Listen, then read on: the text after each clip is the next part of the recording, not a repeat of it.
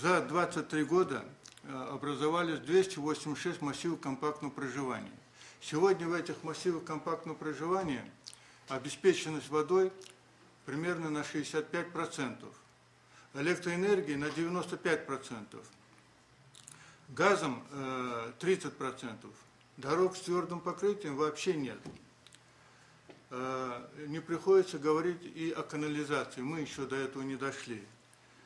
Чтобы довести до вот этих массивов компактного проживания до среднестатистического уровня крымчан, как вот живут остальные крымчане, так и должны жить и вот это население, которое сегодня возвратилось на свою историческую родину.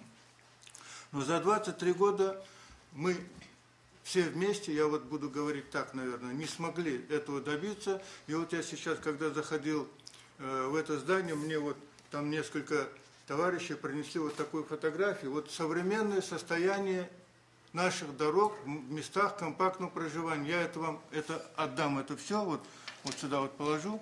Вот вы сами посмотрите. Сейчас, ну, это город Симферополь, да. В чем заключается наша задача? Если в прошлом году в государственном бюджете были заложены 25 миллионов гривен, а получили 17. Недофинансирование. И так было все предыдущие годы.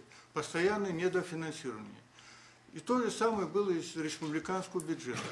В этом году, на 2013 год, заложено в государственном бюджете 50 миллионов, в программе заложено 50 миллионов, а в бюджете заложено 10 миллионов 990. Опять будет недофинансирование. То же самое и в республиканском бюджете.